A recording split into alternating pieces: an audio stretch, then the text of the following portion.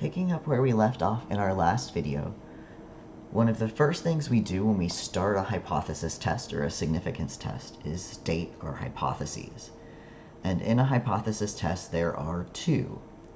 There is a null statement or a null hypothesis, and we use H with a subscript of 0 for the null, so H sub 0 or H0. And this is always a statement of equality.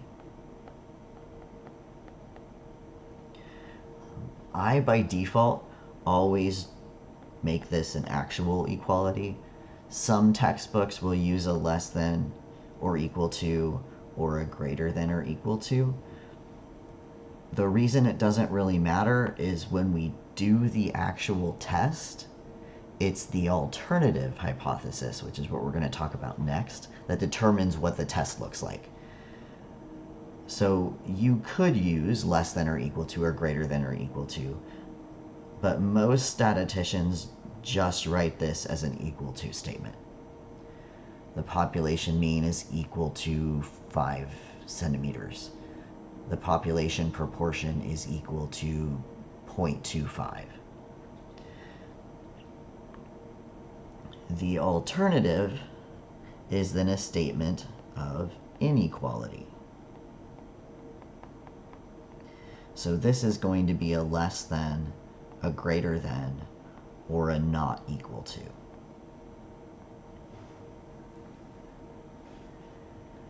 For claims about single means or single proportions, we should be given a statement about the population parameter in the question.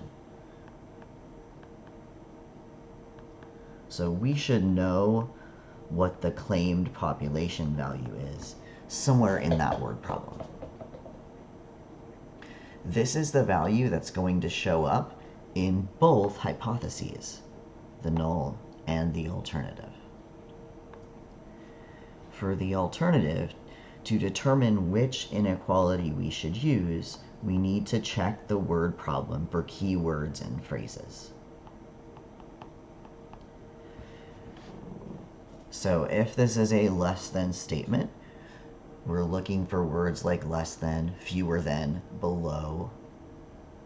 If it's a greater than statement, we're going to see keywords like greater than, more than, exceeds, or above.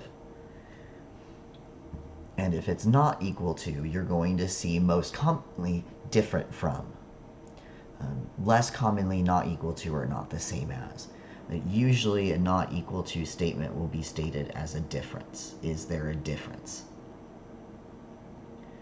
If you don't see any of these keywords or similar keywords in the word problem, or if you are testing a statement where you're interested in equality, you're testing this statement and not this statement, the default is a difference, a not equal to, for the alternative.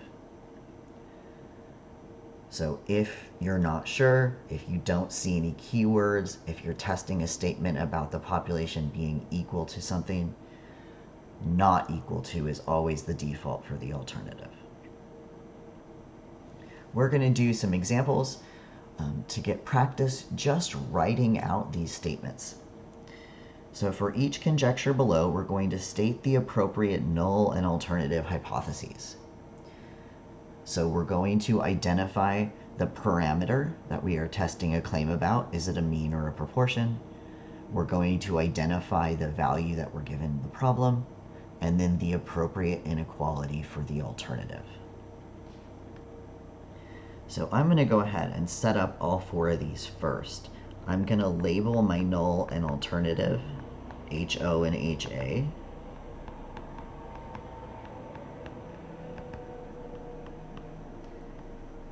And you will notice as I'm writing these are labels, and I'm following them with a colon, not an equal sign. These are labels on statements. The statements that come after them will have equalities or inequalities in them, but these are just labels. And we'll start with the first one. It says the average weight of dogs is 15.6 pounds. And I know average is another word for mean. And I know is in math class generally means equal to. And then they've given me a value in pounds. So I know for both my null and my alternative, I'm going to use the symbol for a population mean, mu. I know that my null is always the equal to statement. And in the word problem here, they didn't use any other keywords, so my alternative must be not equal to. And the value that we're testing the claim against is 15.6 pounds.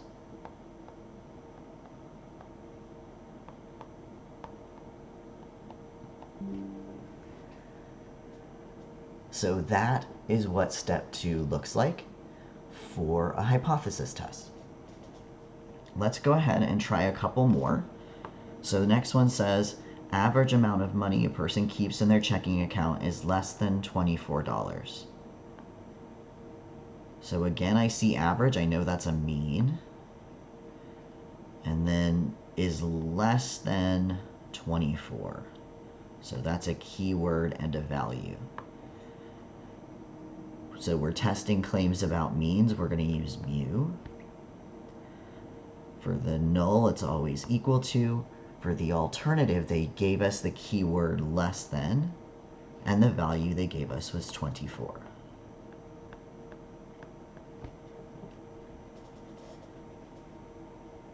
All right, the next one says average speed of an ISP's cable internet connection is more than 3 megabits. So going through this, I see average. I know that's a mean again. And then I see the key phrase more than, and the number or value 3 megabytes per second.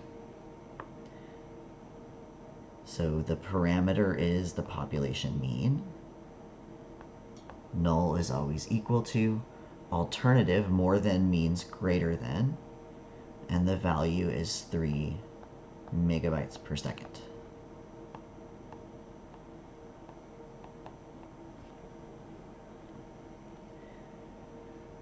All right, the last one says, in a population of fish, approximately 42% are female.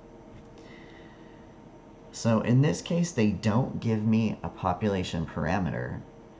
They just give me a value. 42% are female.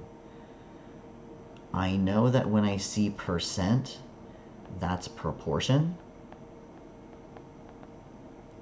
And R is kind of equivalent to is, which is equal to. We're testing an equality statement. So this is an equality statement about a proportion. Since it's a proportion, I'm going to use P instead of mu. My null is always equal to. Since I'm testing equal to, I'm going to use the default not equal to for my alternative. And then when I write my statement and I do math on it, I don't like to use percent notation. I like to use decimal notation, so 0.42. When I do my calculations later to follow this up, I'm going to want it in decimal form. All right, so that's how we complete step 2 of our hypothesis testing method. If you have any questions on what you just saw, feel free to send me an email or drop by office hours. Otherwise, I'll see you in our next video.